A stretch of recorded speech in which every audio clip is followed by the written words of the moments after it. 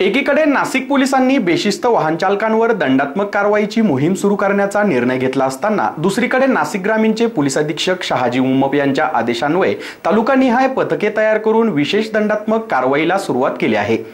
सिन्नर शहरातही नाशिक जिल्हा ग्रामीण वाहतूक पोलीस निरीक्षक पी.आय. धुंगणे यांनी आडवा फाटा भागात तर सिन्नरचे पोलीस निरीक्षक संतोष मुटकुळे यांच्या मार्गदर्शनाखाली वाहतूक पोलिसांनी सिन्नर बस स्थानक परिसरात कारवाई करत दंडात्मक स्वरूपात वसुली केली आहे। या पथकाच्या माध्यमातून बेशिस्त वाहन चालकांवर कारवाई केली जात आहे। दरम्यान ग्रामीण भागात सुमारे आठवडाभरात 11 लाखांचा दंडही वसूल केला गेला आहे।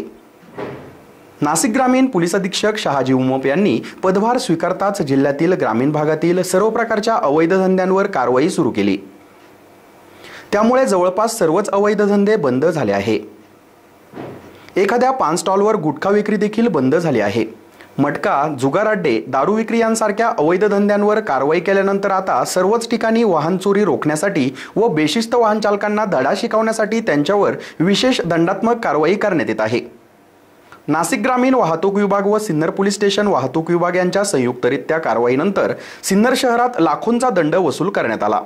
आडवा फाटा भागात नाशिक ग्रामीणचे पोलीस निरीक्षक पी.आय. धुंगणे यांच्या मार्गदर्शनाखाली पी.एस.आय. वाल्मिक रोकडे, ए.एस.आय. सुनील शिंदे, पोलीस हवालदार सुनील पैठणकर, गोपीनाथ बहिरम, राजेंद्र वायकांडे, योगेश शिंदे आदींनी 150 जणांवर कारवाई करत सुमारे 80 ते 90 हजारांचा दंड वसूल केला आहे।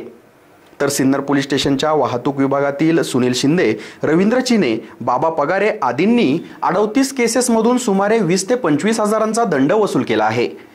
या कारवाईमुळे तरी बेशिस्त वाहनधारकांना शिस्त लागून विना हेल्मेट, विना लायसन्स तिहेरी प्रवासी वाहतूक थांबेल अशी अपेक्षा व्यक्त करण्यात येत आहे। एस.एन. न्यूजसाठी रोहन भावसारसह ऋषिकेश घोलप।